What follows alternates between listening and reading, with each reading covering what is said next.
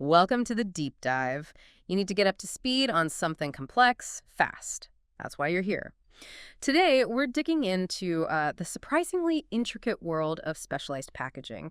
We're using a document from SMA Worldwide called The Art of Specialized Packaging as our main source. Yeah, and what jumps out right away from this document is that shipping certain things isn't just, putting them in a box. It needs serious precision, real expertise. We're talking items where even a small bump or the temperature changing slightly could be a disaster. Exactly. Could Yeah. be a safety issue, a huge financial hit, or, well, losing something totally irreplaceable. hmm This SMA worldwide document really lifts the lid on the sort of science and careful work that goes into getting delicate, valuable, or even dangerous items delivered safely. Right. We're going to focus on three main areas they cover. First, dangerous goods, specifically lithium batteries and dry ice. Then we'll look at handling precious things like artwork and antiques. Yeah, that's a big one. And finally, the special needs for shipping scientific equipment. By the end, you should have a much better handle on what specialized really means in packaging. And it's important context, isn't it? Like, we ship so much stuff globally now, all sorts of things. It's not just getting it there. It's about safety, following complex rules, protecting valuable or vital items. Definitely. Okay, so let's jump into dangerous goods first. Yeah. The SMA document really stresses how vital it is to handle these things correctly. Lithium batteries and dry ice are their key examples. Now, you might not think your laptop battery is dangerous, Most people don't, yeah. but this document makes it clear they are. Why is that exactly? What's the risk? Well, the big worry with lithium batteries is something called thermal runaway. It's basically a chain reaction. If the battery gets damaged or short circuits or just overheats, it can release energy uncontrollably. We're talking intense heat, potentially leading to fires, even explosions in some cases. It's not a trivial risk, which is why the transport regulations are so strict. Right, I see. So how does a company like SMA Worldwide handle that risk? The document mentions customized packaging. What does that look like in practice? It's quite clever, actually. It's layered. Customized packaging means designing the inside of the box specifically to keep individual batteries or packs separate, physically apart. Ah, okay. That minimizes the chance of them short-circuiting against each other. They also use non-conductive materials, obviously.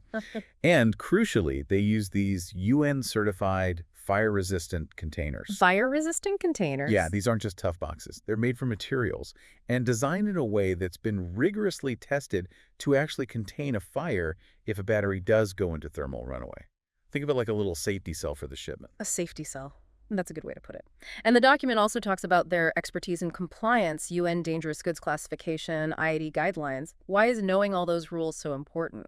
Oh, they're absolutely vital. These aren't just suggestions, they're the law internationally. The UN classification sorts hazardous materials by risk. Then IATA, that's the International Air Transport Association, lays down incredibly detailed rules for flying these goods. Right. So SMA Worldwide, knowing these inside out, means they classify correctly, package correctly, label correctly, do all the paperwork right. It avoids delays, fines, and, most importantly, it keeps flights safe. Makes sense. Okay, let's switch gears to dry ice. Seems less dramatic than batteries, maybe, but the document says it has its own challenges. What are the main issues there? With dry ice, the main thing is sublimation. It goes straight from solid to gas carbon dioxide, no liquid phase. Right, I remember that from school. Yeah, and that K-Euro gas building up in a sealed container causes two problems. One, the pressure can literally burst the container. Whoa. Two, KO is heavier than air, so it pushes oxygen out. That's an asphyxiation risk, especially somewhere poorly ventilated. So it's not just about keeping things cold then? Not at all. Yeah. SMA's solutions tackle both problems. They use ventilated packaging. And it's not just random holes. The vents are designed, size, number, placement, to let the Kunio escape at a controlled rate. Okay. That stops the pressure buildup and reduces the oxygen displacement risk while still keeping things cold enough. And of course, they use good insulation to slow the sublimation down in the first place. And again, compliance is key. IAT and ADR regulations are mentioned. How do they apply here? Yep, just like batteries. IAT for air, ADR for road transport in Europe. They have very specific rules for dry ice. Things like how much you can put in one package, what labels you need to clearly show it's dry ice and the risks, and all the documentation so handlers know what precautions to take. Got it. Okay, we've tackled the dangerous stuff. Let's move to something needing a totally different kind of care. Artwork and antiques. The document stresses a meticulous approach. What are the biggest threats these items face when being moved? Well, with art and antiques, you're often dealing with things that are, incredibly valuable, financially, culturally significant, and often super fragile. The risks are huge. Physical damage bumps, vibrations, sudden moves, that's a big one. Sure. Then you get environmental stuff, temperature swings, humidity changes. They can wreck wood, canvas, paper, irreversible damage. Even light exposure is bad long term. And just handling it wrong can leave marks or weaken structures. Yeah, definitely not just bubble wrap and hope for the best. SMA solutions sound pretty advanced, custom-built crates, for instance. Why is that customization so essential? Because every piece is unique, right? Different size, different weak points, different materials. A standard box just won't cut it. Custom crates fit snugly, stopping movement inside. Plus, they can engineer them with extra support where needed, reinforce delicate bits. And climate-controlled packaging. That sounds intense, like museum-level stuff for shipping. How does that work? For a lot of these pieces, keeping the environment inside the crate stable is absolutely critical. Humidity changes make materials swell and shrink, causing cracks, warping, even mold. Temperature extremes are bad too. So climate-controlled packaging often means sealing the inside of the crate, maybe using special barrier foils or desiccants to control humidity. Sometimes they even put small devices inside that actively monitor and manage temperature and humidity, like creating a stable microclimate for the journey. A microclimate in a box. That's amazing.